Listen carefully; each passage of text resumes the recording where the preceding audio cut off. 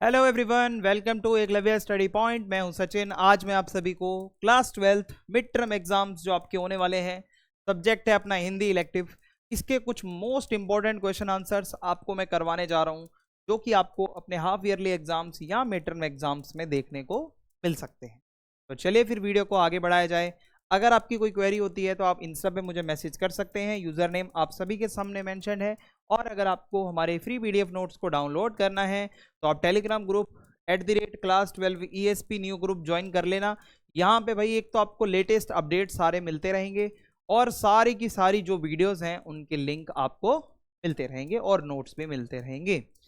सबसे पहला जो अंतरा बुक का चैप्टर है जो आपका मिड टर्म एग्जाम्स में आ रहा है वो है प्रेमगन की छाया स्मृति। भाई मैंने ये चैप्टर वाइज एक्सप्लेनेशंस भी करवा रही हैं आपको। अगर आपको देखनी है तो आप डिस्क्रिप्शन में लिंक देख लेना, आपको वहां पे मिल जाएगी। तो प्रेमगन की छाया स्मृति से पहला प्रश्न है, लेखक ने अपने पिताजी की किन किन विशेषताओं का उल्लेख किया है। लेखक रामचंद्र शुक्ल यहाँ पे अपने पिताजी की क्या क्या खूबियां बताते हैं। पहले तो वो कहते हैं कि उनके पिता फारसी के अच्छे विद्वान थे, ठीक है, और वो पुरानी हिंदी कविता के बड़े प्रेमी थे, यानी कि जो हिंदी की पुरानी पुरानी कविताएं हैं उनको वो पढ़ा करते थे। उन्हें फारसी कवियों की उक्तियों को, यानी कि उनकी लाइनों को हिंदी कवि की उक्तियों के साथ मेल करने में बड़ा आनंद आता था। मीन्स फारसी और हिंदी को वो मिक्स करके आनंद लेते थे, उनको बहुत अच्छा लगता था। वे रात को प्राय घर के सब लोगों को एकत्र करके, यानी कि रात का जब समय होता था तो वो सभी लोगों को इकट्ठा करते थे और रामचरितमानस और रामचंद्रिका को बड़े ढंग से पढ़ा करते थे। यानी कि वो अच्छे से एकदम सारा सर्कल बना के और सबको रामचरितमानस रामचंद्रिका पढ़ाया करते थे। आधुनिक हिंदी साहित्य में भारतेंदु जी के नाटक उन्हें बहुत प्रिय थे। यानी कि अगर हम बात करें आधुनिक हिंदी साहित्य की, जो मॉडर्न हिंदी है हमारी, उसमें वो भारतेंदु जी को बहुत पढ़ा करते थे। अगला प्रश्न, उपाध्याय बद्री नारायण चौधरी प्रेमगन की पहली झलक लेखक ने किस प्रकार देखी। तो जो बद्री नारायण चौधरी प्रेमगन जी हैं, उनकी पहली झलक के बारे में आपको डिस्क्रिप्शन देना है, वो कैसे दिखते थे। तो हुआ क्या, एक दिन लेखक अपनी मित्र मंडली, अपने फ्रेंड सर्कल के साथ 1.5 मील का सफर तय करके प्रेमगन जी के मकान के सामने जाकर खड़ा हो गया कि भाई आज तो मैं इनको देखकर फिर जाऊंगा। तो नीचे का बरामदा खाली था, लेकिन ऊपर का बरामदा सघन लताओं से ढका हुआ था, यानी कि बहुत ज्यादा लताएं थी, पेड़ पौधे थे, बरामदे पर हरियाली थी। बीच बीच में खंबे और खाली जगह भी दिखाई पड़ती थी। जब आप ऊपर के बरामदे को देखोगे तो बीच बीच में कहीं खंबे खंबे भी बने हुए थे और खड़े होने की खाली जगह थी। तो उसी और सबने बोला कि वो देखो, लेकिन वहां कोई नजर नहीं आया। लेकिन कुछ देर बाद जब उंगली से ऊपर की ओर इशारा किया तो एक लड़के ने बोला, वो देखो लताओं के झुंड के पीछे एक मूर्ति की तरह जो खड़े हैं, जिनके दोनों कंधों पर बाल बिखरे हुए हैं, उनका एक हाथ बरामदे के खंबे पर है, इस तरीके से वो खड़े हुए हैं, वही है चौधरी प्रेमघन। और इसी प्रकार लेखक ने उनकी पहली झलक को देखा। ठीक है भाई, अगले प्रश्न की तरफ चलते हैं। निसंदेह शब्द को लेकर लेखक ने किस प्रकार का जिक्र किया है। तो एक शब्द बहुत आता है निसंदेह, इस चैप्टर को जब आप पढ़ते हो तो लेखक की जो मित्र मंडली थी, जो ग्रुप था, वो प्राय बोलचाल की हिंदी में बात करते थे, यानी कि डिस्कशन करते थे तो हिंदी में करते थे, बोलचाल वाली। तो निसंदेह शब्द का प्रयोग कुछ ज्यादा देखने को मिलता था इसमें। तो जिस स्थान पर वह रहता था वहां अधिकतर वकील लोग, मुख्तर लोग, कचहरी लोग, यानी कि कोर्ट कचहरी वाले जो आदमी हैं वो ज्यादा उस जगह पर रहा करते थे। और वे लोग उर्दू भाषी थे, यानी कि वे लोग ज्यादातर उर्दू बोलते थे, और जो मित्र मंडली थी वो बोलचाल की हिंदी में बात करती थी। तो ऐसे में उनको वो थोड़ा अनोखा लगता था। तो इसीलिए उन सभी वकील वगैरह लोगों ने इनका नाम निसंदेह रख दिया, इनकी मित्र मंडली का ही। ये निसंदेह वर्ड बहुत यूज करते हैं। प्रस्तुत संस्मरण में लेखक ने चौधरी साहब के व्यक्तित्व, यानी कि उनकी पर्सनैलिटी, प्रेमगन जी की पर्सनैलिटी कैसी है उसके बारे में इसमें क्या बताया गया है वो मैं आपको समझाता हूं। तो चौधरी साहब लंबे लंबे बाल रखते थे जो उनके दोनों कंधों पर बिखरे रहते थे। इस चैप्टर में बताया गया है कि चौधरी साहब बड़े बड़े बाल रखते थे और उनकी पर्सनैलिटी बहुत अच्छी थी। होली हो, बसंत पंचमी हो, कोई त्योहार हो, तो उनको बहुत शौक था इन सब त्योहारों को मनाने का। इसलिए हर त्योहार पर उनके घर पे नाच, रंग, उत्सव, है ना, आनंद का माहौल हमेशा लगा रहता था। अब इसके बाद उनकी हर अदा से एक रियासत और तबीयतदारी टपकती थी, झलकती थी, यानी कि आप अमीरी उनको देखोगे तो देख के लगेगा बंदा रईस है, उनको आप देखोगे तो आपको देख के लगेगा कि हाँ भाई बहुत ही कोई बड़ा आदमी है। वे छोटे से छोटे काम के लिए नौकरों पर निर्भर रहते थे, यानी कि वो अपना हर छोटे से छोटा मामूली काम वगैरह भी नौकर वगैरह से करवाया करते थे। नौकरों के साथ उनके बात करने का लहजा भी बहुत अच्छा था, मीन्स जो उनका कम्युनिकेशन का तरीका है वो भी अपने नौकरों के साथ वो बहुत ज़्यादा अच्छा था। लेखक का रुझान और रुचि साहित्य की ओर कैसे बढ़ी? तो देखो रामचंद्र शुक्ल जी जो है उनकी हिंदी के नवीन एवं आधुनिक साहित्य के प्रति जो रुचि है वो काफ़ी बढ़ गई, क्योंकि वो जाते थे लाइब्रेरी में और लाइब्रेरी में वो बुक्स पढ़ा करते थे। लाइब्रेरी थी पंडित केदारनाथ जी की, तो वहाँ से वो पुस्तकें ला ला कर पढ़ते थे। तो लेखक जैसे जैसे बड़ा होता गया वैसे वैसे हिंदी का जो नूतन यानी नया साहित्य है उसकी तरफ उसका झुकाव बढ़ता चला गया, उसको नया साहित्य अच्छा लगने लगा। तो उनके घर में भी जीवन प्रेस की पुस्तकें आती थी जिन्हें वो बड़े चाव से पढ़ते थे, यानी कि एक प्रेस है जहाँ से वो किताबें छप के आती हैं, तो इनको बहुत पसंद था। अगला चैप्टर है हमारा सुमिरनी के मन के, ये भी आपके मिड टर्म एग्जाम्स में आ रहा है और इसके भी इंपॉर्टेंट क्वेश्चन आंसर्स में अब आपको करवाने जा रहा हूँ। लेखक बालक द्वारा इनाम में लड्डू मांगने पर लेखक ने सुख की सांस क्यों ली? तो एक बालक की ये कहानी आप पढ़ चुके होंगे, इसमें एक लड़का होता है वो इनाम में लड्डू मांगता है, वैसे वो सब रटे रटाए आंसर देता है जो क्वेश्चन आंसर का सेशन होता है। तो होता क्या है, बालक का जो पिता था और जितने भी टीचर थे उन्होंने तो बालक के बचपने का पूरा गला घोट दिया था, कोई कसर नहीं छोड़ी थी। बच्चे को इतना रटा के कंप्यूटर बना रखा है तो हर चीज का रटा रटाया आंसर देने लग रहा था। एक सेकंड सॉरी। तो लेखक बैठा बैठा उस बालक के प्रश्नों को सुन रहा था और सोच रहा था कि किसी बालक को जिसके भी खेलने कूदने की उम्र है उस पर शिक्षा का इतना दबाव बनाना किस हद तक सही है, ये तो बिल्कुल गलत है। तो जब लेखक से कहा गया भाई तुझे इनाम में क्या चाहिए, तो मतलब बालक से कहा गया कि भाई आपको इनाम में क्या चाहिए, तो उससे पूछा गया कि क्या चाहिए, तो लेखक को लगा कि ये पक्का कुछ और मांगेगा, लेकिन बच्चे ने बोला लड्डू चाहिए। तो लेखक को सुख की सांस आई कि भाई शुक्र है इस बच्चे का बचपना अभी मरा नहीं है, तभी इसने लड्डू मांगा है, तो अभी भी इसको इस दबाव से उबारा जा सकता है जो इसके ऊपर दबाव डाला जा रहा है। तो लेखक के द्वारा सुख की सांस लेने का यही मेन कारण था। बालक की प्रवृत्तियों का गला घोटना अनुचित है, पाठ में ऐसा अभ्यास किन स्थलों आभास किन स्थलों पर होता है, उसकी प्रवृत्तियों का गला घोटा जा रहा है। तो कौन से वो सवाल थे जिनको देख के आप कह सकते हो कि हाँ ये बच्चे की योग्यता से ऊपर पूछे जा रहे हैं? तो देखो बालक जब एनुअल डे के मंच पर खड़ा था तो उसका मुंह पीला, आंखें सफेद और आंखें उसकी धरती से उठ नहीं रही थी, दृष्टि जो है इसकी। तो जब बालक ने इनाम मांगने को कहा गया बालक से, तो बालक के मुख पर ऐसे कलर चेंजेस हो रहे थे जैसे कि वो बहुत ज्यादा स्ट्रेस में हो, जैसे कि वो बहुत ज्यादा प्रॉब्लम में हो। तो कृत्रिम और स्वाभाविक भावों की लड़ाई की झलक बालक की आंखों में साफ दिख रही थी। कृत्रिम यानी कि बनावटी, कि वो एक तो फेक कुछ अपने इमोशंस रखे और कुछ ऐसा फेक मांगे जो सीखा सिखाया है, या स्वाभाविक कि जैसे बचपना है तो भाई ऑब्वियसली लड्डू अच्छा लगेगा, बुक नहीं अच्छी लगेगी।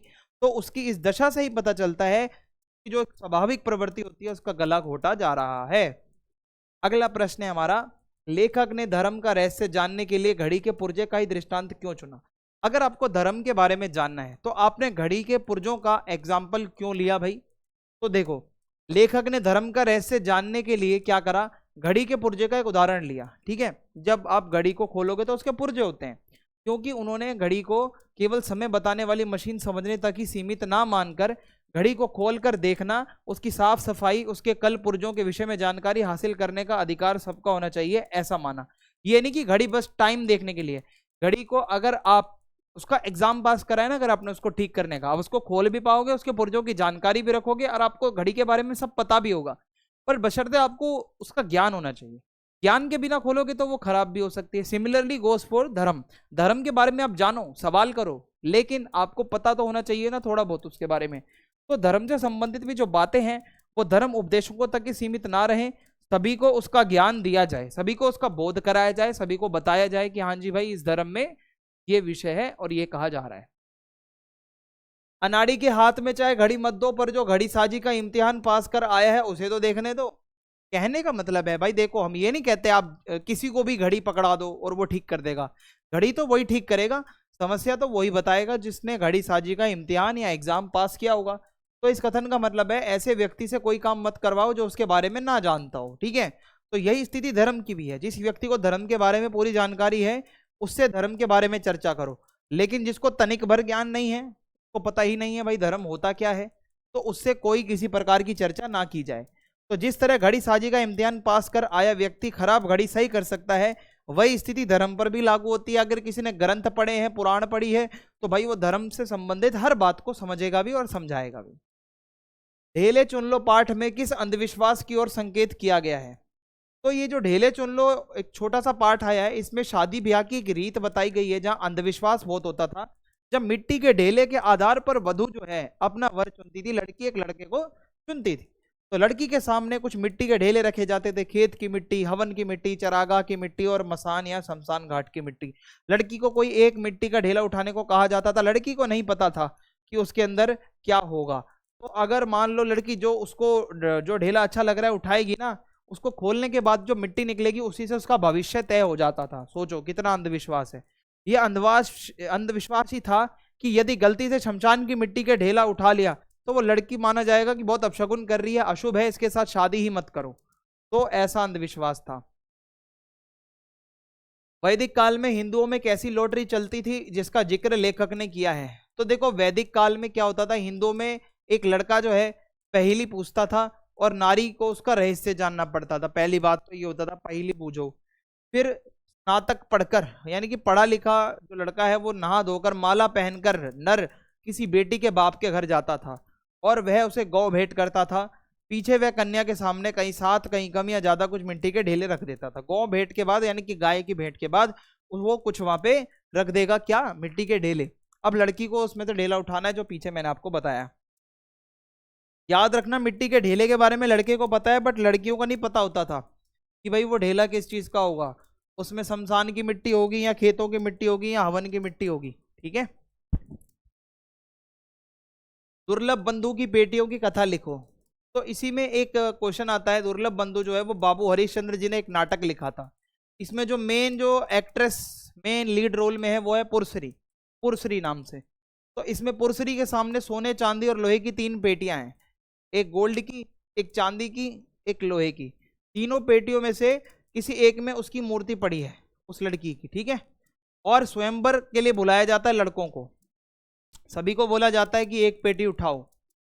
तो होता क्या है भाई, ऐसे में जो अकड़ वाला बंदा आता है वो सोने को चुनता है और उल्टे पांव दौड़ जाता है। जो लोभी लालची होता है वो चांदी के पिटारा उठाता है तो वो उसको भी अंगूठा दिखा देती है। जो सच्चा प्रेमी होता है वो लोहे की पेटी को चुनता है और वो कहती है कि भाई ये ही मेरा वर बनेगा, और लोहे की पेटी में ही उसकी मूर्ति होती है। ठीक है भाई। जीवन साथी का चुनाव मिट्टी के ढेलों पर छोड़ने के कौन से फल प्राप्त होते हैं? तो देखो भाई मिट्टी का ढेला, अगर मिट्टी वैदिक की मिट्टी है यानी कि हवन कुंड की मिट्टी है तो संतान आगे चल के वैदिक पंडित बनेगी। अगर गौशाला की मिट्टी है तो संतान पशुओं की धनी होगी आगे चलकर। खेत की मिट्टी है तो आपकी संतान जमींदार होगी। मसान की मिट्टी बहुत अशुभ मानी जाती है, पूरा घर मशान हो जाएगा। यदि एक नर के सामने मसान की मिट्टी छू ली जाए तो उस कन्या का कभी शादी विवाह ही ना हो। किसी दूसरे नर के सामने वह वेदी का ढेला उठा ले तो विवाह हो जाए, यानी कि वो लड़का उस लड़की से शादी नहीं करेगा अगर उसकी नजर के आगे किसी ने शमशान की जो मिट्टी है वो उठाई होगी। समझ में आ रहा है आपको? शमशान की मिट्टी उठाई है उसके सामने तो वो शादी नहीं करेगा, किसी और के सामने नहीं उठाई तो वो शादी कर लेगा। अगला चैप्टर है संवदिया। तो जो आपका चैप्टर संवदिया है इसके इंपॉर्टेंट क्वेश्चन आंसर्स अब हम देखने जा रहे हैं जो बहुत ही ज्यादा इंपॉर्टेंट है। तो चलिए फिर आगे बढ़ते हैं। बड़ी बौरिया का संवाद हरगोबिंद। हरगोबिंद कौन है भाई? संवदिया है इस चैप्टर में। संवदिया क्या होता है? जो संवाद पहुंचाता है। तो वो क्या करता है, बड़ी बौरिया का संदेश जो था वो मायके तक पहुंचा नहीं पाया। तो ये इसका कारण क्या रहा देखो। बड़ी बौरिया की मानसिक पीड़ा और यातना को हरगोबिंद बहुत अच्छे से जानता था, समझ भी रहा था वो कि भाई हाँ हमारे गांव की लक्ष्मी है, बड़ी बौरिया है, हमारी माँ जैसी है, वो बहुत परेशान है यहाँ पे। तो उसके मायके जब वो गया तो वहां का माहौल एनवायरनमेंट एकदम खुशनुमा था, वातावरण बहुत अच्छा था, उसकी आवभगत हो रही थी। उसकी हिम्मत ही नहीं हुई कि वो बता पाए कि आपकी बेटी मेरे गांव में बहुत परेशान है, बहुत तंग है। ठीक है भाई। क्योंकि ये बोलता तो उसके गांव की मिट्टी मिट्टी मतलब गांव की इज्जत मिट्टी में मिल जाती कि भाई गांव की लक्ष्मी सदा के लिए गांव छोड़कर भी चली जाएगी, ये भी हो जाता। तो उसकी वेदना का समाचार, उसके दुख का समाचार वो कैसे सुनाएगा, ये उसको समझ में ही नहीं आ पाया। ठीक है। जलालगढ़ पहुंचने के बाद बड़ी बौरिया के सामने हरगोबिंद ने क्या संकल्प लिया, इससे उसकी कौन सी विशेषता उद्घाटित होती है? तो जब वो जलालगढ़ वापस पहुंचा, तो जलालगढ़ पहुंचने के बाद बड़ी बहुरिया के सामने हरगोविंद ने ये संकल्प लिया कि देखो, आप मेरी मां समान हो, मैं आपके ऊपर दोबारा कोई समस्या नहीं आने दूंगा, आप मेरे ऊपर भरोसा रखो, और मैं हूं ना आपके बेटे जैसा हूं। तो बड़ी बहुरिया उसकी माँ है, सारे गांव की माँ है, अब उसे गांव छोड़कर जाने की आवश्यकता है ही नहीं। वो कहता है कि हरगोविंद, मैं कर्तव्य निष्ठता और स्वामी भक्ति की भावना अपनी रखूंगा। ये इसके अंदर की भावना उत्घटित होती है भाई, कि वो अपने कर्तव्य के प्रति कितना सचेत है कि हाँ मेरा कर्तव्य है, अब गांव की माता हो तो मेरी भी माता हो। संवदिया की क्या विशेषताएं हैं और गांव वालों के मन में संवदिया की क्या अवधारणा है। तो देखो, संवदिया वो आदमी है जो वातावरण सूंघकर ही संवाद का अनुमान लगा लेता है। वो एनवायरमेंट देखते ही बता देता है कि भाई कैसा मैटर है, दुख का समाचार है या खुशी का समाचार है। ओके जी। वो बहुत भावुक है, संवेदनशील है, समझदार भी है, वो ईमानदार भी है, दूसरों की मदद भी करता है, वो चतुर भी है, यानी कि ये सब उसकी खूबियां हैं। लेकिन गांव वाले बहुत नेगेटिव सोचते हैं उसके बारे में। पेटू है, निठल्ला, काम चोर, करता कुछ है नहीं, सोया रहता है, लड़कियों की मुखबरी करता है, इधर उधर जाता है, महिलाओं की बातें करता है, तो पिट्ठू है औरतों का। तो बिना मजदूरी के ही जो संवाद पहुंचाता है और वो औरतों का गुलाम होता है। गांव वाले ये मानते हैं कि भाई ये तो बस खाने पीने के पीछे चला जाता है, पैसा वैसा लेता नहीं, औरतों का गुलाम है। ठीक है। बड़ी बहुरिया अपने मायके संदेश क्यों भेजना चाहती थी। देखो भाई, बड़ी बहुरिया की समस्या यही है कि भाई उसके पति मर चुके हैं, और बड़े भैया के मरने के बाद जो बड़ी बहुरिया बिल्कुल अकेली पड़ गई हैं। तीनों देवर लड़ाई झगड़ा करते हैं, हवेली का बंटवारा करके शहर में जा बसे हैं। एक नौकर था वो भी भाग गया, उसको अब खाने तक के लाले पड़ रहे हैं। उधार कर्ज देने वाले उधार कर्ज देना बंद कर चुके हैं, बड़ी बहुरिया को कोई पैसा नहीं दे रहा है। अब वो बेचारी केवल बथुए का साग खाकर गुजारा कर रही है। इसलिए बड़ी बहुरिया अपने मायके संदेश भेजना चाहती है कि मेरे घर वाले आकर मुझे यहां से ले जाओ, मैं बहुत ज्यादा परेशान हो चुकी। ठीक है, ये निचोड़ है इस कहानी का। हरगोविंद बड़ी हवेली में पहुंचकर अतीत की किन स्मृतियों में खो जाता है। तो हरगोविंद जब बड़ी बहुरिया के पास एक बड़ी हवेली में जाता है, तो वो कुछ फ्लैश बैक में चला जाता है। उसको याद आती है पुरानी बातें कि भाई जहां दिन रात नौकर नौकरानियां जन मजदूरों की भीड़ लगी रहती थी, वहां आज हवेली की बड़ी बहुरिया अपने हाथ से सूपा में अनाज लेकर फटक रही है, खुद उसको साफ कर रही है अनाज को, है ना। बड़ी बहू के इन कोमल हाथों में सिर्फ मेहंदी लगी होती थी, और गांव की जो नाइन होती है ना, जो मतलब ब्यूटी पार्लर वगैरह का काम करती है लड़कियों का, वो सिर्फ बड़ी बहुरिया के हाथ में मेहंदी लगाकर अपना घर वो पेट पालती थी, घर चलाती थी। आज कोई बड़ी बहुरिया देखो कितना ज्यादा परेशान है। जहाँ कल कर्ज लेने वाले लोग आते थे, आज कर्ज मांगने वाले आ रहे हैं, भाई हमारा पैसा वापस दे, हमारा पैसा वापस दे। जलालगढ़ लौटते हुए हरगोविंद को क्या क्या कठिनाइयां झेलनी पड़ी। तो जब वो वापस बढ़ा जलालगढ़ के लिए, तो उसके सामने क्या प्रॉब्लम्स आई भाई। गाड़ी पर सवार होने के बाद संवदिया के मन में कांटे की चुभन इसलिए हो रही थी क्योंकि उसके पास केवल कटिहार तक का टिकट था, टिकट नहीं थी। कटिहार से जलालगढ़ 20 कोस की दूरी पर था, ये एक समस्या थी भाई। जहां उसे जाना है जलालगढ़, वह सोच रहा था कि बिना टिकट के यात्रा करेगा तो पकड़ा जाएगा, ये एक टेंशन की बात थी। इससे छुटकारा पाने के लिए हरगोविंद कटिहार से जलालगढ़ के लिए महावीर बजरंगी का नाम लेकर पैदल ही चढ़ पड़ा। देखो भाई, बंदे के पास टिकट नहीं थी तो वो जहां तक की टिकट थी वहां तक गया, और उसके बाद आगे का जो सफर था जितना भी, उतना उसने पैदल ही चला बजरंगबली का नाम लेकर।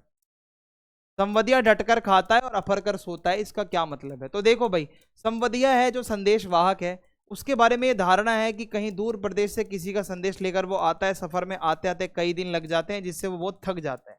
यानी कि अतः बिंब वह संदेश देने वाले के घर पहुंचता है तो वे लोग उसकी अच्छी खातिरदारी करते हैं। जब कोई व्यक्ति इतनी दूर से चल के आपका संदेश लेके आया है, तो आप उसकी आओ भगत तो करोगे, आप उसको खाना पीना तो दोगे। तो वो खा पीकर आराम से, जो भूखा प्यासा संवदिया है वो कई दिनों तक फिर आराम करता है। तो कहा गया है संवदिया डटकर खाता है और अफर कर सोता है। अगला चैप्टर है गांधी नेहरू और यासेर अराफात।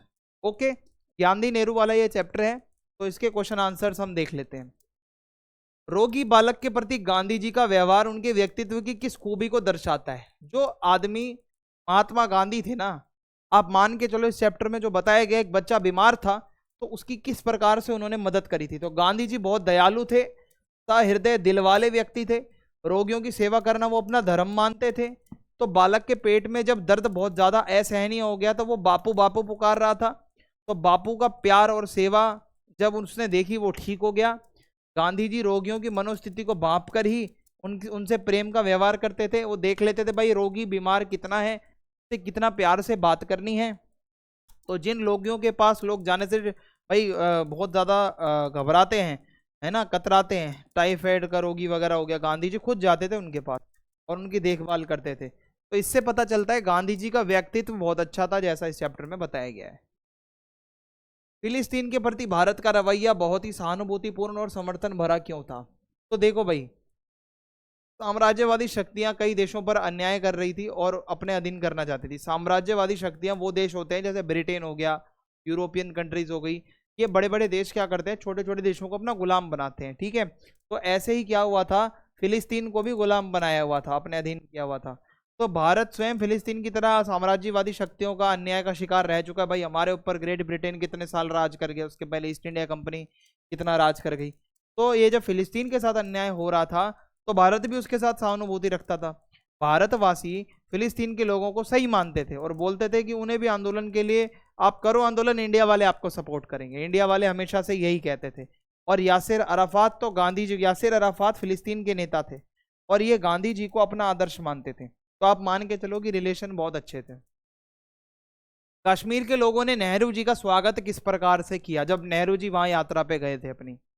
तो शेख अब्दुल्ला के नेतृत्व में झेलम नदी पर शहर के एक सिरे से दूसरे सिरे तक 7वें पुल से अमीरा कदल तक गांव में उनकी शोभा यात्रा निकलने वाली थी। बहुत बड़ी शोभा यात्रा, जहां सारे लोग आसपास खड़े होंगे, नेहरू जी ऐसे ऐसे ऐसे ऐसे करते हुए जाएंगे। और ये सारी मैनेजमेंट हुई थी शेख अब्दुल्ला के नेतृत्व में, जब नदी के दोनों ओर हजार हजार कश्मीर के लोग वहां पे अपने उत्साह के साथ उनका स्वागत कर रहे थे। अराफात ने ऐसा क्यों बोला कि वे आपके ही नहीं हमारे भी नेता हैं, उतने ही आदरणीय जितने आपके लिए हैं? इस कथन के आधार पर गांधी जी का व्यक्तित्व बताओ। तो यासिर अराफात भारतीय नेताओं से कहते हैं कि जितने वो आपके नेता हैं उतने हमारे नेता भी हैं, जितने आपके लिए आदरणीय उतने हमारे लिए भी आदरणीय हैं, तो टेंशन मत लो। तो इससे पता चलता है कि गांधी जी केवल भारत के नेता नहीं थे, वो हर उस व्यक्ति और देश के नेता थे जो अपनी आज़ादी के लिए संघर्ष कर रहा है। तो भाई गांधी जी की सहानुभूति फिलिस्तीन के प्रति थी, वो बहुत ज़्यादा अच्छी भावना रखते थे फिलिस्तीन के लिए कि उसके साथ अन्याय हो रहा है, और वो फिलिस्तीन की समस्याओं को सुलझाना भी चाहते थे। और वो कहते थे वसुदेव कुटुंबकम, ये पूरी दुनिया एक फैमिली है, ये पूरा वर्ल्ड एक फैमिली है। तो वो इसी भावना में विश्वास करते थे और इसीलिए उनको पूरी दुनिया में लोकप्रिय माना गया। लेखक का गांधी जी के साथ चलने का पहला अनुभव किस प्रकार का रहा? पहली बार जब लेखक गांधी जी के साथ चला तो वो एक्सपीरियंस कैसा था? तो गांधी जी सुबह 7 बजे घूमने निकलते थे, वॉक के लिए जाते थे। तो वो लेखक के भाई बलराज के घर सामने से गुजरते थे, तो लेखक उन्हें देखने और मिलने के लिए बहुत उत्सुक रहता था। तो वह सुबह जल्दी उठकर घर के सामने खड़ा हो गया कि भाई मैं भी देखूंगा आज गांधी जी को कैसे लगते हैं। 7 बजे और गांधी जी आश्रम से निकले, तो उन्हें देखकर लेखक खुश हो गया। लेखक का भाई अब तक सो ही रहा था, लेखक ने जगाया कि भाई जागो जागो, गांधी जी आ गए, गांधी जी आ गए। तो लेखक को अकेले उनके पास जाने में बहुत, है ना, ऐसा लग रहा था, मैं यार अकेला कैसे जाऊं, भाई मेरा सो रहा है, मैं तो जानता भी नहीं डायरेक्ट उनको, वो मुझे नहीं जानते। तो वो जीत करके अपने भाई को अपने साथ ले गया। बलराज ने उसका परिचय कराया, इंट्रो करवाया गांधी जी से। भाई इंट्रो तो जरूरी है, पता तो हो ना ये बंदा है कौन जो खुश हो रहा है इतना। तो लेखक गांधी जी से बात भी करना चाहते थे, उसे समझ में नहीं आ रहा था कि बात कैसे शुरू करें। तो लेखक ने गांधी जी को रावलपिंडी आने की याद दिलाई। तो इस तरह उसका गांधी जी से वार्तालाप शुरू हुआ, बातचीत शुरू हुई। लेखक गांधी जी से मिलकर बहुत ही उत्साहित था और प्रसन्न था, बहुत खुश था। लेखक चाहता था गांधी जी उसकी बातें सुने और उनके आग्रह पर आए। अखबार वाली घटना से नेहरू जी के व्यक्तित्व की कौन सी विशेषता स्पष्ट होती है? तो इस चैप्टर में एक घटना हुई थी अखबार को लेकर। नेहरू जी जब कश्मीर में थे तो लेखक के फुफेरे भाई के बंगले में वो ठहरे थे। तो लेखक और उसके फुफेरे भाई को नेहरू जी की देखरेख के लिए नियुक्त किया गया था। अब देखना, इनको कुछ जरूरत हो तो बताना। तो लेखक नेहरू जी के साथ कई दिन रहे, परंतु उसका नेहरू जी से कोई वार्तालाप हो नहीं पाया। तो एक दिन लेखक अखबार पढ़ रहा था, नेहरू जी अपने कमरे से नीचे हॉल में आए। तो अखबार जो थी वो लेखक के हाथ में थी। तो नेहरू जी एक कोने में चुपचाप खड़े हो गए। तो लेखक ने सोचा कि नेहरू जी के मांगने पर वे अखबार को नेहरू जी को दे देगा, जब वो मांगेंगे मुझसे, है ना, मैं भाई दे दूंगा अगर उनको चाहिए होगी तो इससे उनका वार्तालाप शुरू हो जाएगा। तो कुछ देर नेहरू जी चुपचाप खड़े रहे, फिर उन्होंने लेखक से विनम्रता से कहा, आराम से, कि यदि आपने अखबार पढ़ लिया है तो आप मुझे दे दें, मैं पढ़ लेता हूं। तो भाई इतना अच्छा व्यक्तित्व था ये उनका। ये सुनकर लेखक शर्मिंदा हो गया और नेहरू जी के इस प्रकार के व्यवहार से पता चलता है कि उनके व्यक्तित्व में विनम्रता, एक शांति, एक अच्छा एक व्यवहार था उनका। उनमें बड़ा आदमी होने का लेश मात्र भी अभिमान नहीं था कि मैं प्रधानमंत्री हूं, भाई मेरे को दे पहले अखबार। वो वेट कर रहे थे भाई, लिटरली वेट कर रहे थे खड़े होके। अगला चैप्टर है हमारा अंतराल बुक से सूरदास की झोपड़ी। हम मिड टर्म तक के क्वेश्चन आंसर्स देख रहे हैं, तो अब अंतराल बुक करवा देता हूं, अंतरा की कविताएं भी करवाऊंगा आपको इसी वीडियो में लास्ट में। ओके, जुड़े रहना। तो सूरदास की झोपड़ी से पहला प्रश्न है, चूल्हा ठंडा किया होता तो दुश्मनों का कलेजा कैसे ठंडा होता। इसके आधार पर सूरदास की मनोस्थिति का वर्णन आपको करना है। तो होता क्या है, देखो सूरदास कौन है, एक दृष्टिहीन एक अंधा व्यक्ति है। वह अपने जीवन से खुश है, संतुष्ट है ना, सेटिस्फाइड है। वह भीख मांगता है, भीख मांगकर उसने लगभग 500 से कुछ ज्यादा रुपए जोड़े थे, ये उसने कुछ जोड़े थे, और वो इन 500 रुपयों को एक पोटली में रखता है। ये रुपए चांदी के सिक्के थे, और वो दूसरों के प्रति हमेशा से दया भाव, सहानुभूति और अच्छी भावना रखता था। गांव में एक व्यक्ति था भैरव नाम का, जो सूरदास से बहुत ईर्ष्या जलन करता था। तो जब भैरव अपनी पत्नी सुभागी को पीटता है, तो वह भागकर सूरदास की झोपड़ी में छिपने आ जाया करती थी। अब इससे गांव वाले उसको और पिंच बोलते, देख तेरी बीवी सूरदास की झोपड़ी में जाती है जब तो उसे मारता है। तो हुआ क्या कि भाई वो गांव वाले कहते हैं सूरदास के ना इससे अनैतिक संबंध है, झूठा प्रचार कर देते हैं। तो ऐसे में भैरव जलता है सूरदास से भाई, तो वो उसकी झोपड़ी को तो जला ही देता है, साथ ही उसके चांदी के 500 से अधिक रुपयों की पोटली भी चुरा लेता है। और एक तो उसकी पोटली चुराता है, उसके पूरी झोपड़ी मतलब उसकी झोपड़ी जलाता है, पैसे भी चुरा लेता है। तो जब सूरदास की झोपड़ी धू धू करके जलती है, तो आसपास के रहने वाले लोग भी इकट्ठा हो जाते हैं, सारे पानी वानी डालने के लिए, है ना, बुझाने के लिए। तो सभी लोग झोपड़ी जलने पर दुख व्यक्त कर रहे थे। लोगों को भी इस बात का पता है कि देखो भैरव ने ये जलन में आग लगाई है। इसलिए जब जगदर सूरदास से पूछता है, जगदर आता है वहां पे एक पड़ोस का, ए भाई सूरे, तूने क्या मतलब आग ठंडी नहीं करी थी क्या चूल्हे की, कैसे झोपड़ी में आग लग गई। भाई जगदर को सब पता था कि आग किसने लगाई होगी। कहता सूरे, चूल्हा मेरे को लग रहा है तूने आज चालू छोड़ दिया, तभी जल गया तेरा ये। तो हुआ क्या, तो वहीं एक आदमी खड़ा था नायक राम, ओ भाई चूल्हा ठंडा किया होता तो दुश्मनों का कलेजा कैसे ठंडा होता। चूल्हा तो वो ठंडा कर देगा, पर ये जो दुश्मन है इसके, उनका कलेजा कैसे ठंडा करेगा वो, क्योंकि वो तो भाई ईर्ष्या में इसको जलाना चाहते थे। तो जब आग बुझ गई तो सभी लोग अपने अपने घर चले गए, और सूरदास बेचारा वहीं आग के ठंडी होने का इंतजार कर रहा है अपनी पोटली ढूंढने के लिए। उसे इस बात का दुख नहीं था कि उसकी झोपड़ी जलकर राख होगी, उसका मेन दुख ही यही था कि उसकी पोटली भी कहीं ना जल गई हो। उसकी उम्र भर की कमाई है वो, है ना, और उस पोटली को वो अपने पूर्वजों तथा उसके द्वारा संचित कोष मानता था। और ये पोटली उसके लिए आशा का दीपक है। बेचारे ने इतने टाइम से वो पैसे जोड़े हैं, ठीक है, को जोड़ने में बहुत टाइम लगा है। तो इस प्रकार पोटली के खो जाने या जल जाने का भय सूरदास को दुखी कर रहा था बहुत ज्यादा। बेचारा बहुत परेशान था कि मेरी पोटली को कुछ हो गया तो बहुत बुरा होगा। अगला प्रश्न, ये फूस की राख नहीं उसकी अभिलाषाओं की राख थी। ये एक लाइन से क्वेश्चन उठता है। तो देखो सूरदास का इंट्रो आपको पता है कि वो कौन था, क्या था, और इस कमाई से उसने 500 से अधिक जोड़े थे, ये भी आपको मैंने बता दिया है। पड़ोसी भैरव से नफरत करता था, ये भी मैंने आपको बता दिया है। और सूरदास हमेशा उस सुभागी की रक्षा करता था, ये भी मैंने आपको बता दिया है। इंट्रो तो इस क्वेश्चन का भी सेम ही रहेगा जो पीछे हमने किया है, लेकिन इसी बात से वो जला भुना रहता था जो भैरव है, ठीक है, भैरव है, वो सूरदास की झोपड़ी में आग लगा देता है। जब झोपड़ी जलकर राख हो गई तो सूरदास उस राख को मुट्ठी में भरकर यह पता लगाने की कोशिश करता रहा कि मेरे चांदी के सिक्के कहीं मिल जाए, मेरे चांदी कहीं मिल जाए, लेकिन वो उसको नहीं मिली। उसे लगता है कि अगर पोटली जल भी गई तो चांदी तो मिलेगी। देखो चांदी तो जलेगी नहीं, है ना, पोटली जल सकती है ज़्यादा से ज़्यादा, झोपड़ी जल सकती है, पर जो उसकी कमाई है, जो उसने संचय किया है, वो तो नहीं जला होगा। तो वो छानता है राख को, तो कभी उसके हाथ में कोई बर्तन आ जाता है, कभी कोई ईंट का टुकड़ा आ जाता है, पर लेकिन उसकी चांदी उसके हाथ में नहीं आती भाई कभी भी। तो वह इस राख को इस प्रकार टटोल रहा था जैसे पानी में कोई मछलियां टटोलता हो। तो जब उसके हाथ पोटली नहीं लगी तो वो निराश और बेचैन हो गया। अचानक उसका पैर फिसला और वो नीचे गिर गया, उसके मुंह से एक चीख निकल पड़ी। वो वहीं रोने लग गया बेचारा बैठ के, यार मेरी पोटली चली गई, यार मेरे पैसे चले गए, मेरी झोपड़ी चली गई। तो अपनी बेबसी से वो इतना दुखी था, कभी पहले इतना दुखी नहीं हुआ था। इसी संदर्भ में लेखक कहते हैं कि ये फूस की राख नहीं, बेचारे की अभिलाषाओं की राख थी, उसकी अभिलाषाएं जली हैं। जगदर के मन में किस तरह का ईर्ष्या भाव जागा और क्यों। तो सिमिलर इसका आंसर आप बना सकते हो बहुत आराम से। भाई जगदर को पूरा विश्वास था सूरदास की झोपड़ी भैरव ने जलाई है, यही सोचकर सीधा भैरव के पास वो गया। तो वह भैरव से कहता है कि लोग तुम्हारे पर शक कर रहे हैं। अब जगदर जो आदमी है, जगदर नाम से आदमी है, वो भैरव के पास जाता है कि भाई मेरे को पक्का पता है तूने ये कांड किया है। सूरदास वो भैरव कहता है हाँ भाई किया है मैंने, क्या कर लेगा।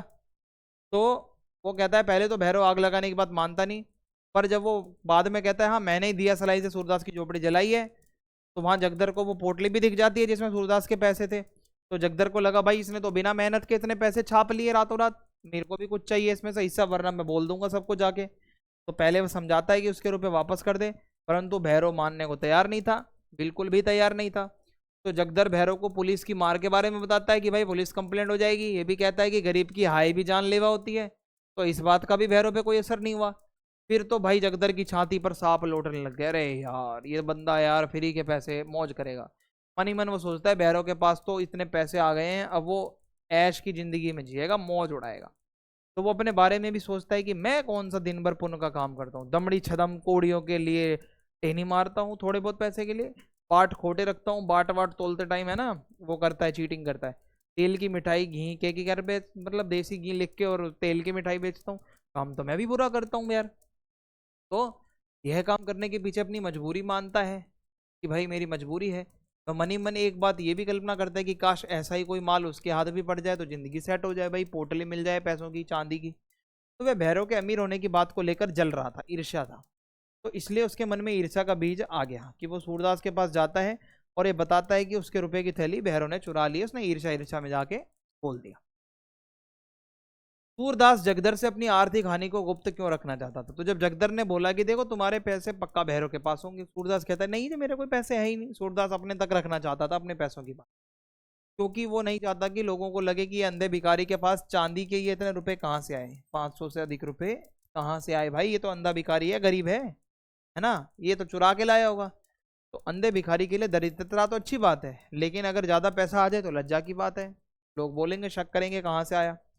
सूरदास चाहता था कि धन संचय करके वो गया जाकर पितरों का पिंडदान करे, गया जी जाकर। मिठुआ का ब्याह भी वो करना चाहता था, कुआं भी बनवाना चाहता था, ये सारे काम उसको करने थे भाई।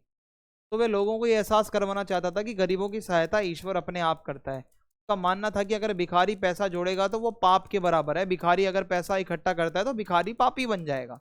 तो इसलिए वो जगदर को विश्वास दिलाता है, मेरे पास कोई पैसा नहीं था भाई, देखो गए, मेरी झोपड़ी थी वो गई, पैसों वैसों की बात मत करो, गुप्त रखो। खेल में रोना कैसा? खेल हंसने के लिए, दिल बहलाने के लिए, रोने के लिए नहीं। इस कथन के आलोक में सूरदास का चरित्र चित्रण बताओ। तो देखो भाई, सूरदास की झोपड़ी आपको पता है भैरव ने जलाकर राख कर दी। वे सारी रात झोपड़ी की राख को मुट्ठियों में लेकर छानता रहा, पर चांदी की जो उसकी सिक्के की पोटली है वो उसको मिली नहीं। चकदर उसे कहता है तेरी झोपड़ी भाई जो है ये सब भैरव वैरव ने जलाई है, उसी के पास पोटली है। तो सूरदास भिखारी के पास धन संचय को पाप मानता है। वो कहता है देख भाई मैंने पीछे बता दिया ना, कहता है मेरे पास कोई पैसा है नहीं। तो परंतु उसे ये दुख था कि भाई मेरे जीवन भर की राशि अब मेरे पास नहीं रहेगी, और ये क्या क्या करना चाहता था ये मैंने आपको पीछे बता दिया। तो इस प्रकार रुपए चोरी होने से उसकी सारी अभिलाषाएं भी राख हो गई थी। उसका मन निराशा और पीड़ा से भर गया। वो अपने निराश मन को दिलासा देते हुए कहता है कि ये रुपए मेरे नहीं थे, शायद पिछले जन्म में मैंने भैरव के कोई कांड किया होगा भाई, उसका आज फल मिल रहा है, तो ये उसी का दंड मिल रहा है। बागी के साथ अनैतिक संबंध का कलंक भी सिर पर लग गया कि भाई ये उसके साथ गलत बातें करता है। तो मन ही मन वो पछताता है, पैसा भी गया, घर भी गया, आबरू भी गई भाई, जो जमीन थी वो भी पता नहीं कब चली जाए, इज्जत तो चली गई है ना, कि गांव में झूठी खबरें फैल रही है, ऐसा ऐसा है। तो वह अंधेपन को एक बड़ा दुख मानता हुआ परमात्मा से कहता है अंधापनी क्या थोड़ा विपित है क्या, नित ही एक ना एक चपत पड़ती रहती है। यार अंधा बना दिया भगवान, इससे ज्यादा और क्या बनाओगे, ये कम था क्या कि और संकट दे रहे हो आप मुझे। इसके जी में आता है चार खरी खोटी सुना के चला जाता है, वह भी इस दुख के कारण पूरी तरीके से टूट चुका है। तो उसकी यही दुखजन्य विचारों में खोकर वह फूट फूट कर रोता है, यही उसका दुख है। तो अचानक उसे लगा कि जैसे बीसू मिठुआ के साथ खेलते हुए पूछता है अरे तुम खेल में रोते हो? बच्चे खेल रहे थे ना आपस में, बच्चे कहते हैं अरे खेल में रोता क्यों है, आपस में कह रहे थे। तो मिठुआ रोता हुआ घर की ओर चला आ रहा था। तो सूरदास भी उदास था, हताश था, चिंता के वातावरण में था। उसे ऐसा लगा जैसे कोई उसका हाथ पकड़कर खड़ी करते हुए कह रहा हो कि सच्चे खिलाड़ी कभी रोते नहीं, बाजी पर बाजी हारते हैं, चोट पर चोट खाते हैं, धक्के सहते हैं, पर मैदान में डटे रहते हैं, उनकी त्योरियों पर बल नहीं पड़ते। यानी कि जो एक सच्चा वॉरियर है, चाहे कितने भी संकट आ जाए, कितनी भी विपत्ति आ जाए, वो कभी हार नहीं मानता, हिम्मत उसका साथ नहीं छोड़ती। खेल हंसने के लिए है, दिल बहलाने के लिए है, रोने के लिए नहीं है। तो ये सारी बातें सूरदास बच्चों की सुन रहा है। तो वो उठ खड़ा हुआ, कहता मैं फिर से अपनी झोपड़ी बनाऊंगा, चलो जो हो गया सो हो गया। तो इसी से रिलेटेड क्वेश्चन है, तो हम 100 लाख बार बनाएंगे। इस कथन के संदर्भ में सूरदास का चरित्र आपको बताना है कि जो उसने एक लाइन बोली थी मैं 100 लाख बार बनाऊंगा, तो झोपड़ी के जल जाने और रुपयों की पोटली के खो जाने के कारण बहुत हताश और निराश सूरदास एक उत्साह के साथ खड़ा होता है। अपने दोनों हाथों से राखों का ढेर उड़ाते हुए कहता है, घीसू और मिठुआ के साथ लगभग 20 लड़के और आ गए, वो भी रेत उड़ाते हुए कहते हैं। और वे सूरदास से प्रश्न करते हैं कि वहां राख की वर्षा होने लगी, सारी राख इधर उधर बिखर गई। और हुआ क्या, इसी समय मिठुआ आया, कहता है, दादा दादा अब हम रहेंगे कहाँ। सूरदास कहता है, बेटा बेटा हम दूसरा घर बना लेंगे। फिर वो कहता है कि अगर फिर किसी ने आग लगा दी तो। कहता है, हम फिर बना लेंगे। 1000 के बाद 100 लाख बार अगर हमारा घर जला दिया तो। वो कहता है, हम 100 लाख बार बना लेंगे। तो इसी से उसका चरित्र देख लो ना भाई, पता चल रहा है कि वो कितना दृढ़ निश्चयी है, पक्के इरादे रखता है। यार जलाओ, मैं फिर बनाऊंगा। अगला प्रश्न हमारा जो होगा वो बिस्कोहर की माटी चैप्टर से होगा। ठीक है, सूरदास वाले आई होप आपको प्रश्न समझ में आ गए होंगे। अब बिस्कोहर की माटी देखते हैं। पहला प्रश्न है, कोइया किसे कहते हैं, उसकी विशेषता बताओ। तो कोइया एक जल पुष्प है जो ज्यादातर बारिश के टाइम पे उगता है। जब वर्षा के जल से पोखर, तालाब और गड्ढे भर जाते हैं तो उसमें कुमुद अपने आप उग जाता है। कुमुद, कोका बेली भी इसको कहते हैं। ठीक है, कोइया को। तो कोइया लगभग पूरे भारत में होता है। सर्दी की चांदनी में सरोवरों में जब चांदनी का रिफ्लेक्शन पड़ता है तो कोइया के पत्तों का रंग सफेद ऐसा रंग होता है, चांद के जैसी रोशनी लगती है उसमें निकलती हुई, खुशबू भी आती है। अगला प्रश्न है, बच्चे का माँ का दूध पीना सिर्फ दूध पीना नहीं, माँ से बच्चे के सारे संबंधों का जीवन चरित्र है, टिप्पणी कीजिए। तो जब बच्चा ब्रेस्ट फीडिंग करता है, जब बच्चा जो है अपने माँ का दूध पीता है तो उस टाइम पे क्या होता है कि वो अमृत के समान होता है ना। तो बचपन में ही वह उसके लिए पौष्टिक भोजन होता है सबसे ज्यादा। बच्चा चाहे कुछ भी खा ले परंतु माँ का दूध ही उसके सेहत के लिए, स्वास्थ्य के लिए सबसे लाभदायक है। तो माँ के आंचल में छिपकर बच्चा जो है आत्मीयता के साथ दूध पीता है, माँ पिलाती है। बच्चे को जब माँ का दूध नहीं मिलता तो वो रोता है, सुबुकता है, माँ को मारता है जब बच्चा भूखा होता है, आपने देखा होगा। तो माँ भी कई बार बच्चे को मारती है, फिर भी बच्चा अपनी माँ से चिपटा रहता है। बच्चा माँ का स्पर्श और गंध भोगता है। माँ की जो है उसको गंध पता होती है कि मेरी माँ की फ्रेग्रेंस कौन सी है। वो 4 अगर औरतें खड़ी हो ना और उन्होंने घूंघट किया हो, बच्चा पहचान लेगा छोटा सा मेरी माँ कौन सी है, क्योंकि उसको अपनी माँ की गंध पता होती है, स्पर्श पता होता है। तो कई बार छोटे बच्चे माँ का दूध पीते समय जोर से काटते भी हैं, फिर भी माँ बच्चे को अलग नहीं करती। माँ का दूध बच्चे के संबंधों को मजबूत करता है, माँ और बच्चे के संबंधों को। तो इसी प्रकार माँ का दूध बच्चे के जीवन निर्माण में बहुत जरूरी है। अगला प्रश्न है, विश्वनाथ पर क्या अत्याचार हो गया। तो इस चैप्टर का कैरेक्टर है विश्वनाथ, तो विश्वनाथ भी कहते हैं, इनका नाम है। विश्वनाथ अपनी माँ का बड़ा बेटा था और वो दूध पीता था मजे से, लेकिन जब उसका छोटे भाई का जन्म हुआ तो वो दूध पे अधिकार छोटे भाई का हो गया। तो उसका छोटा भाई माँ का दूध पीने लगा और विश्वनाथ को गाय का दूध पीने को मिलता था जो उसे बिल्कुल अच्छा नहीं लगता था स्वाद में। तो विश्वनाथ को माँ ने अपना दूध पिलाना बंद कर दिया, तो माँ के दूध पर छोटे भाई का अधिकार हो गया। तो विश्वनाथ को लगा कि भाई मेरे ऊपर कोई बहुत बड़ा अत्याचार हो गया है। अगला प्रश्न है, गर्मी और लू से बचने के लिए उपाय क्या क्या इस चैप्टर में बताए गए हैं, कि आप भी इन उपायों को जानते हो, परिचित हो, क्या आप भी उन उपायों का प्रयोग करेंगे। तो देखो भाई, यहाँ पे क्या होता है, गर्मी में लू चलती है तो उसके कुछ उपाय इस चैप्टर में बताए गए हैं। तो बताया जा रहा है, मध्य भारत में ग्रीष्म ऋतु में अत्यधिक गर्मी पड़ती है। गर्मी के टाइम लगातार गर्मी पड़ने के कारण हवा गर्म हो जाती है और यही गर्म हवाओं को लू कहा जाता है। ये गर्म हवाएं अथवा लू खास तौर पर बच्चों पर बहुत ज्यादा नेगेटिव प्रभाव डाल सकती हैं, बीमार कर देती हैं। तो गर्मी के दिनों में लू लगने की घटनाएं बहुत सुनी जाती हैं। तो विश्वनाथ के अनुसार माँ लू को बचाने के लिए क्या करती है, धोती या कमीज से प्याज बांध देती है।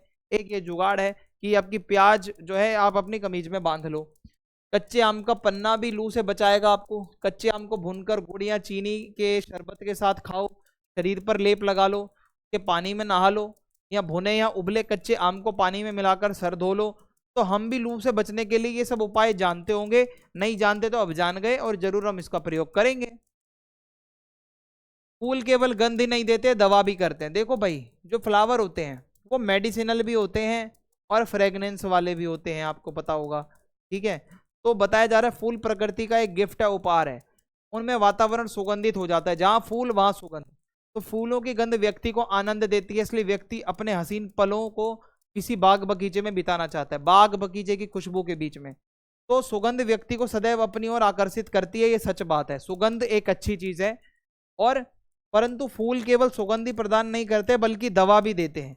तो फूलों की गंध का संबंध सांप, महामारी, देवी, चुड़ैल आदि से जोड़ा जाता है। कई फूल होते हैं ना, जैसे कि मान लो किसी को चेचक है, माता निकली हुई, नीम का जो फूल है भाई वो लगा दिया जाएगा उसके वहां पे, और कई सारी चीजें होती हैं फूलों से जुड़ी हुई।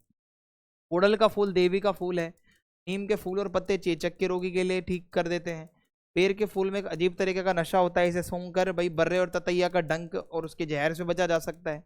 पेड़ के फूल हाथ में पकड़ने या जेब में भर लेने या कमर में धागे से बांध लेने से जहर झड़ जाता है। तो भाई फूल जो है ना वो दवा का भी काम करते हैं और खुशबू देने का काम तो करते ही करते हैं। अगला प्रश्न इसी चैप्टर से, लेखक ने किन आधारों पर अपनी माँ की तुलना बतख से करी है। तो देखो भाई इस चैप्टर में एक बतख वाला सीन आया था। तो कहता है कि जैसे एक माँ अपने बच्चे को खतरे से बचाती है, वैसे एक बतख भी अपने पंखों को फैलाकर अंडों को दुनिया की नजर से बचाती है। फिर सतर्कता और कोमलता, जैसे हम इंसानों की माँ हमेशा सतर्क और कोमलता के साथ हमें ट्रीट करती है, तो बतख की माँ भी अपनी पैनी चोंच बहुत ही ध्यानपूर्वक सतर्कता से और कोमल तरीके से अंडों को अपने पंखों के अंदर छुपाती है। ठीक है, जैसे कि माँ हमें लगता है ना भाई हमारे बच्चे को नुकसान ना हो, उन्हें भी लगता है। आने वाले खतरों को भांपना, बतख की माँ भी हमेशा कौवे पे देखती रहती है ताक में कि कहीं कौवा खतरा ना पैदा कर दे मेरे बच्चों के लिए। तो मानव माँ भी हमेशा आने वाले खतरों से परिचित होती है। तो ये अंतराल के हो गए आपके गद्य खंड के क्वेश्चन आंसर। अब मैं आपको अंतरा का जो काव्य खंड आ रहा है आपके मिड टर्म में के प्रश्न उत्तर करवा दूं। देवसेना का गीत हमारा अध्याय कविता है। मैंने भ्रमवश जीवन संचित मधुकरियों की भीख लुटाई। इस पंक्ति का भाव क्या है, ये लाइन क्या कह रही है? इस पंक्ति से देवसेना अपने पास्ट के ऊपर बताते हुए कह रही है कि आजीवन मेरे दिल में कोमल भावनाएं थी, प्यार की भावनाएं थी। मैंने प्यार किया स्कंदगुप्त से। उसका यह कार्य भ्रमवश किया हुआ ही था, क्योंकि जिसे उसने अपने द्वार पर आने पर ही लौटा दिया, उसके लिए कोमल कल्पनाएं करना व्यर्थ है। भाई जिसने एक्सेप्ट ही नहीं किया इसको, जिस टाइम पे वो प्यार करती थी, तो अब क्या भावनाएं रखनी।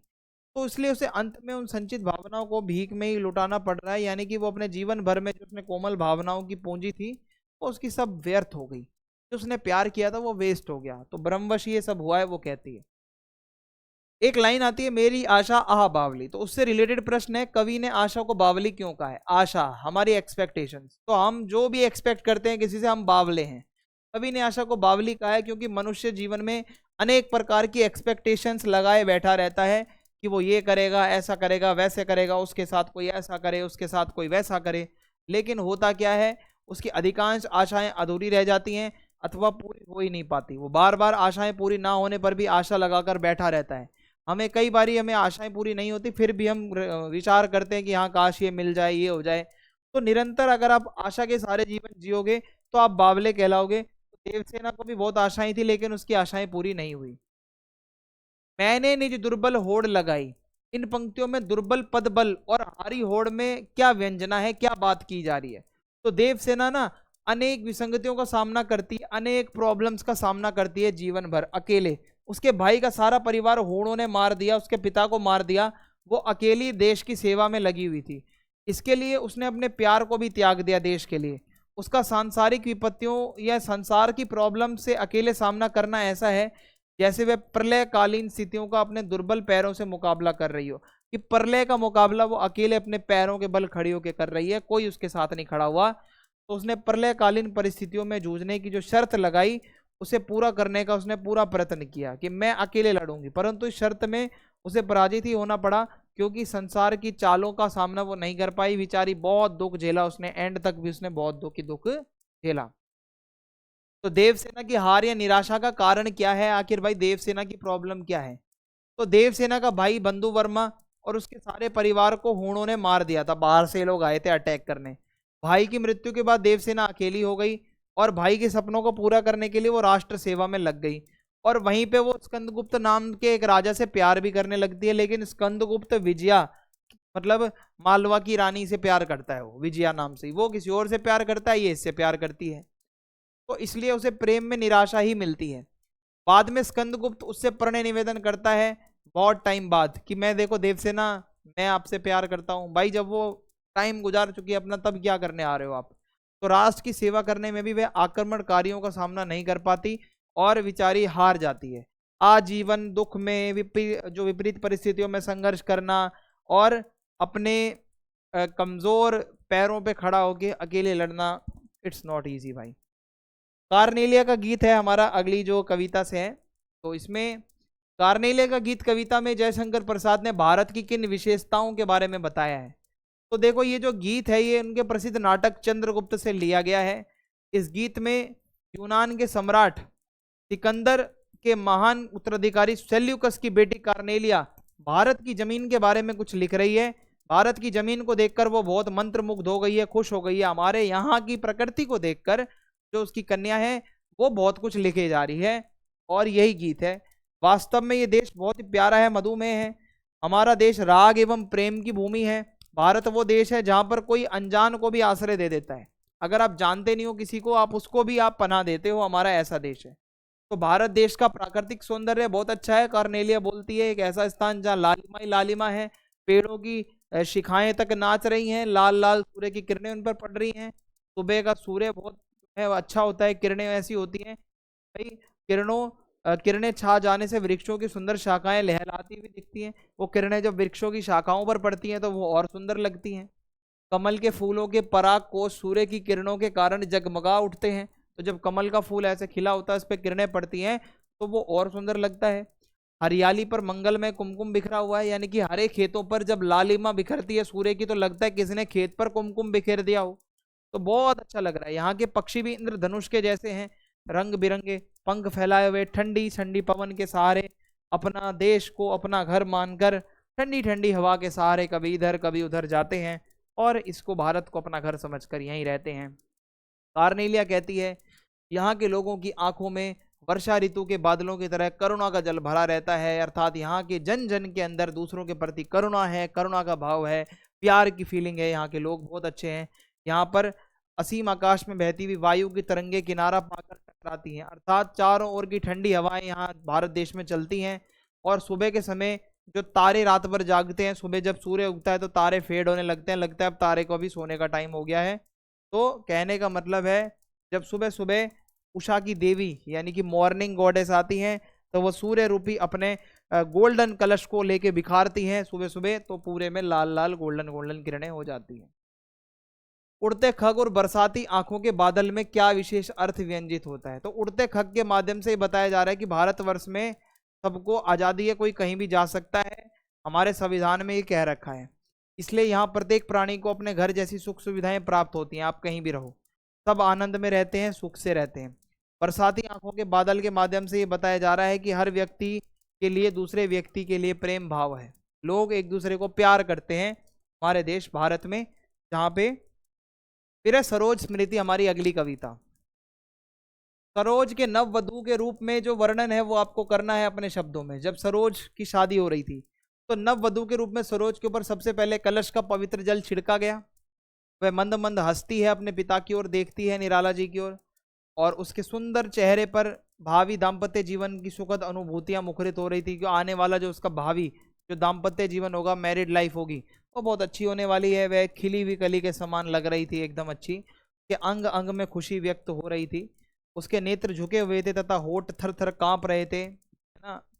और वह श्रृंगार की साक्षात मूर्ति प्रतीत हो रही थी, मीन्स उसका श्रृंगार बहुत अच्छा था।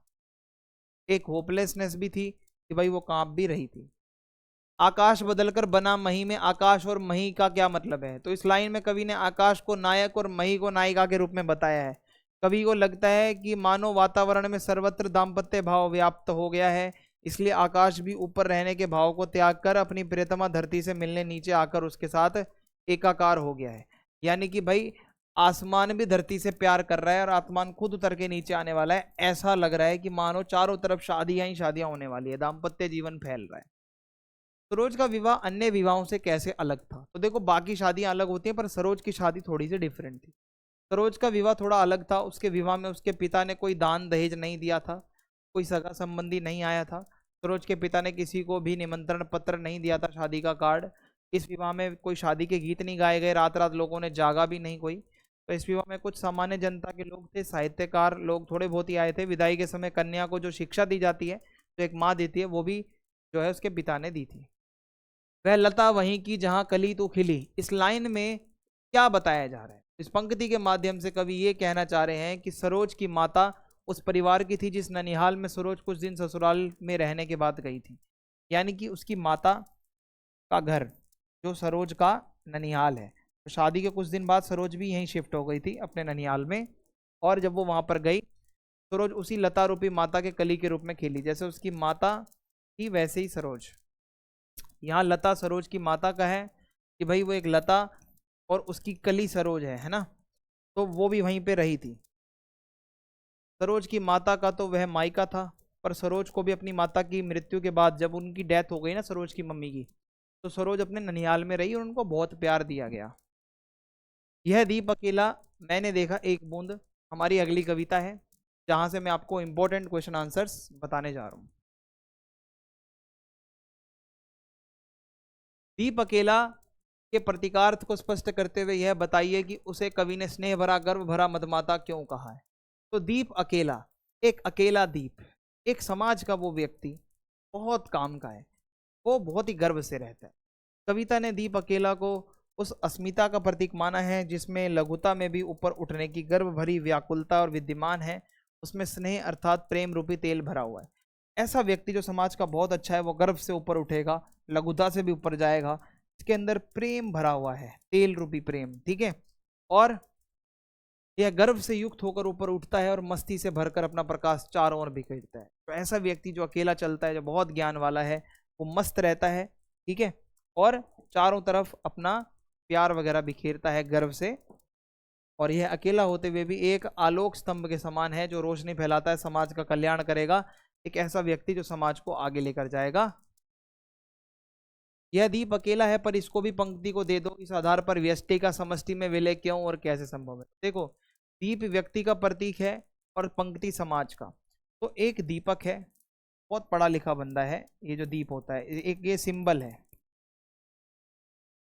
और एक वर्ड आ रहा है पंक्ति। पंक्ति का मतलब है समाज। अगर कोई इतना टैलेंटेड बंदा है तो समाज को दो ना, उसको समाज का भला करेगा। दीप को पंक्ति में जब आप जगह दोगे तो व्यक्ति समाज से जुड़ेगा।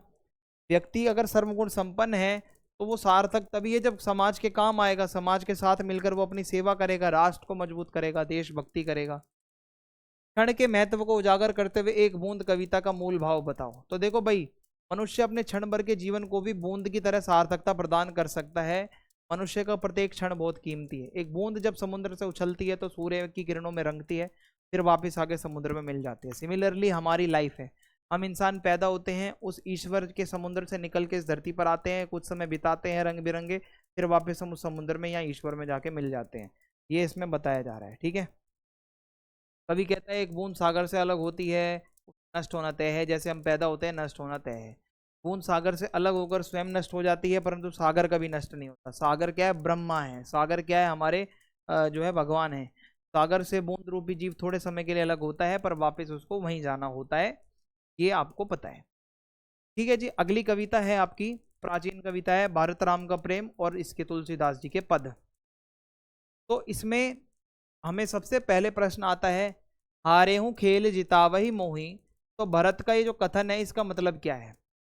तो इस कथन के माध्यम से भरत ये कहना चाहते हैं कि राम का उनके प्रति विशेष स्नेह रहा है, प्यार रहा है। बचपन से ही राम ने मेरे पे बहुत कृपा रखी है, खुद हार कर मुझे जिताते थे और हमेशा अपने छोटों को वो एक्साइट करते थे भाई, और उनको सपोर्ट करते थे।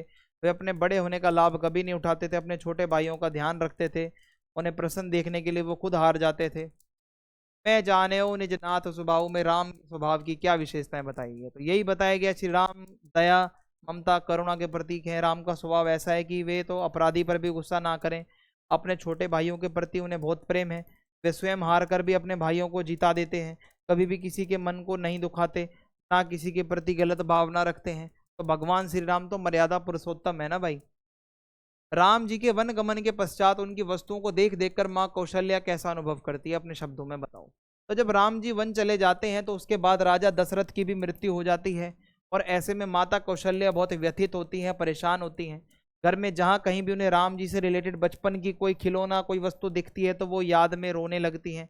वे राम के बचपन के दिनों के खेलने वाले धनुष बाण को देखकर उठाती हैं और अपने सीने से लगाती हैं, आंखों से लगाती हैं, बार बार राम को याद करती हैं।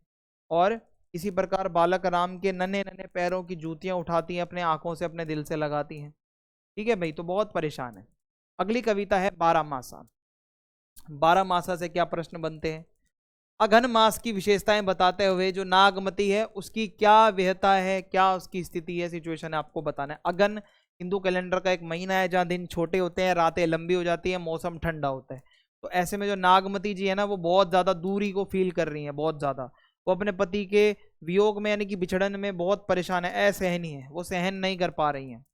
उसे पति की जुदाई में लंबी रातें काटना बहुत कठिन लग रहा है, ठंड से वो कपकपा रही हैं, और सर्दी के वस्त्र भी उसने नहीं बनवाए, क्योंकि उसका साज श्रृंगार देखने वाला पति तो है ही नहीं। वो किसके लिए सजे धजे, वो किसके लिए खुद को बचाए जब उसका पति परमेश्वर ही नहीं है उसके साथ। तो ये शीत आग बनकर उसे जला रही है, जो ठंड है। उसे लगता है कि पति के वियोग में उसका यौवन, जो उसकी जवानी है, जो उसका जीवन है, वो जलकर राख हो जाएगा। माघ महीने में विरहिणी को क्या अनुभूति होती है? माघ का महीना भी एक महीना है कैलेंडर का जहां बहुत भयंकर सर्दी पड़ती है भारत में। प्रियतम के वियोग में अपने पति से दूर रहकर जो नायिका है नागमती, वो दिन काट नहीं पा रही है, काटे नहीं कट रहे।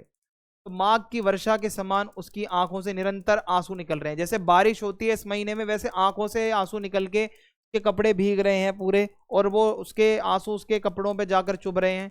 तो माघ की जब हवाएं चलती हैं, ओला की वर्षा होती है, तो उसका जीवन और कष्ट वाला बन रहा है। तो माघ के महीने में जो पेड़ पौधों में रस का उद्रेक होते हैं, यानी कि माघ के महीने में पेड़ पौधों में रस आता है ना। तो ये देखते हुए प्रियतम के वियोग में उसका जीवन ऐसा लगता है रसहीन हो गया है। बस पर्यावरण में आसपास तो रस है, पर उसके जीवन में कोई रस नहीं रहा। वो दिन प्रतिदिन क्षीण होती जा रही है, कमजोर हो रही है, उसका शरीर तिनके के समान हल्का हो गया है। जब माघ की तेज हवाएं चलती हैं तो वो उसको पूरी हिला देती हैं। वह तो विरह रूपी अग्नि के रूप में पूरी, मतलब ये बिछड़न की आग उसको जलाकर राख बनाकर उड़ा के ले जाएगी, उसको तो ऐसा लग रहा है भाई। तो इस तरीके से हमारी हिंदी की वन शॉट है। प्रश्न उत्तर मैंने आपको करवा दिए हैं, आप इन्हें करो। आपके पेपर में यहाँ से आने के पूरे पूरे चांसेस हैं। और वीडियो को आप भाई अपने दोस्तों के साथ शेयर करो, बेल आइकन दबा दो। जय हिंद, जय भारत।